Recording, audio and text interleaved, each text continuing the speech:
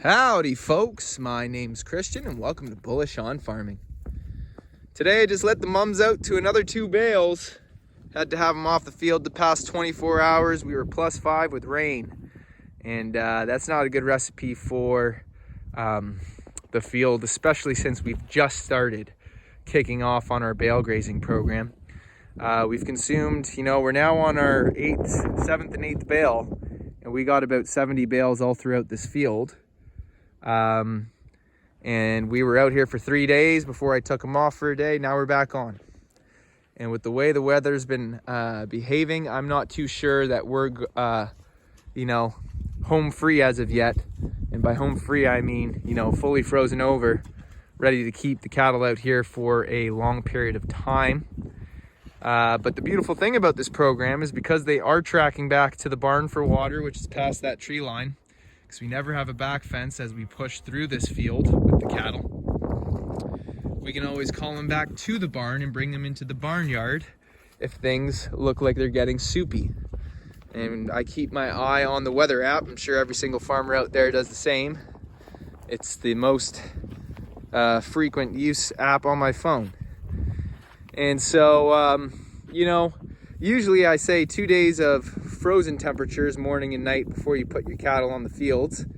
But we're January 13th, and we had 3 days of frozen morning night before that one day, and the field did thaw out a bit.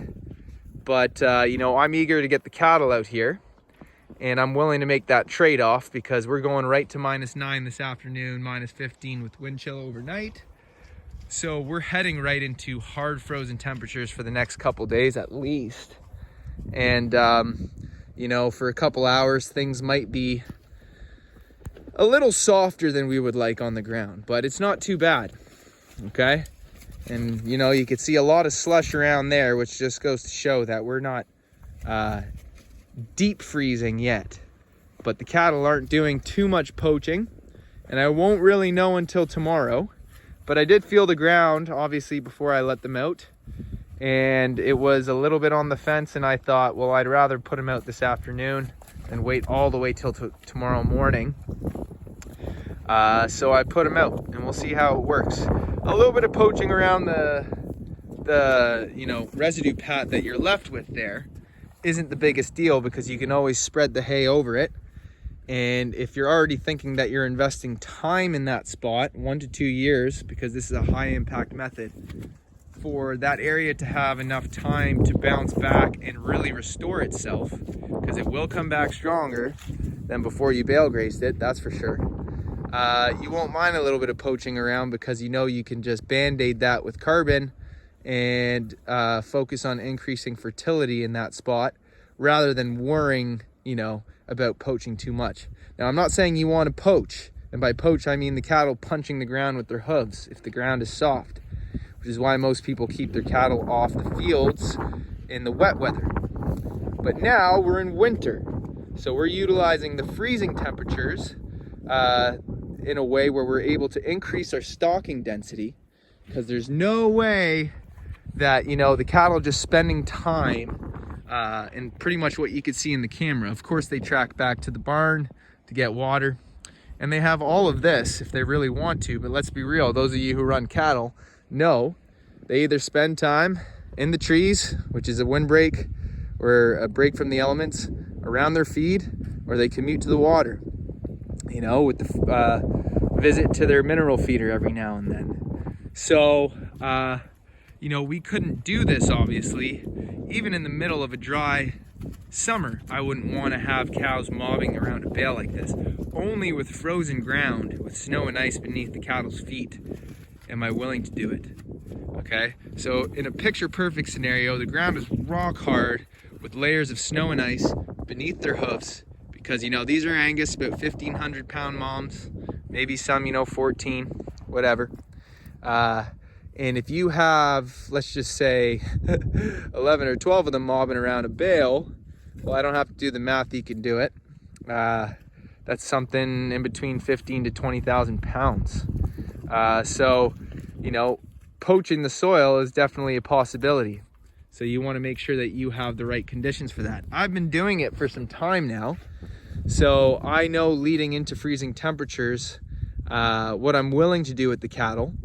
And like I said today, it was a little softer, and if I waited till tomorrow morning, it would have been perfect.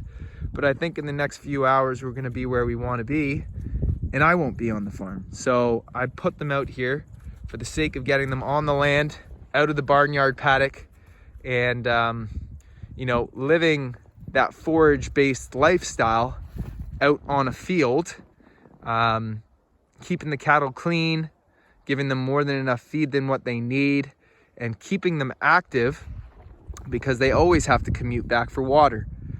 And as they push down through the field, as we get deeper into our program, their commute gets longer. And we want that activity for our mums heading into calving season, because an active cow is a healthy cow and her body is ready and able to deliver that calf. So another benefit about bale grazing and keeping your cattle on the move, not just sitting around in a confined space. So, you know, Speckled's going after the previous bale here, which was left from 2 days ago, which usually the calves and the steers will do. The mums usually have first choice. Speckle, she's kind of an odd cow, and she's at the bottom of the food chain.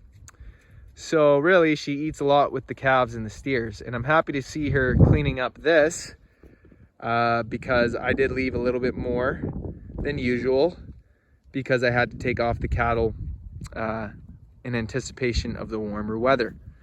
But I'm not too worried about something like this because like I say, the cattle will pick through it, and when it's all said and done, it's never really too bad. If you have to spread some with a pitchfork, then you do that. So yeah, folks, today's January 13th, and you know, we're about 4 days into our bale grazing program. Before this, we were bale grazing, just not in a systemized way. I'd bring out a bale to a certain section in a high part of a field that stayed frozen in the shade, and that allowed us to stay out of the barn paddock, but it was kind of back and forth. We wait for the solid, consistent frozen temperatures before we put them out in this field, because this is more of a program that keeps things moving, and I don't need to get the tractor. So when you bring out a bale every now and then, you got to fire up the tractor. This way, I just got to move wire and cut twine. And something that I would actually love to do next year is bale our hay in the biodegradable twine. That isn't like a mesh wrap, it's more like a classic baler twine. And that way I don't even have to cut twine. The cattle just eat around it, and that biodegradable twine disappears in a few years as it falls and just stays in the residue pad. I know some guys do that out west because when you're working with, you know, hundreds to thousands of head, you don't really want to be cutting that many bales. It takes one step out of your labor, makes a big difference. And so for convenience, I'm thinking that, and you know, if we don't, it's just 2 bales a day. It's not a big deal. But you know, every year you reevaluate and see what you can do to make things more efficient. And not to mention all that mesh wrap, you know, it's plastic. So that's a lot of kind of waste that sure, you know, and you can't even recycle it because if there's any hay in it, they don't take it. So they tell you to just throw it in the trash. I don't think that is really the best way to do it, but what can you do? You're gonna pull every little piece of hay out of the mesh. Now that'll drive you crazy. So yeah, folks, not gonna make this one too long. See how long we'll be staying on the fields. We got plenty of bales laid out for them. I'd love to not fire up the tractor and just come out here in the serene quiet and move the cows. So stay posted. Thanks for stopping by. God bless y'all. See you on the next one.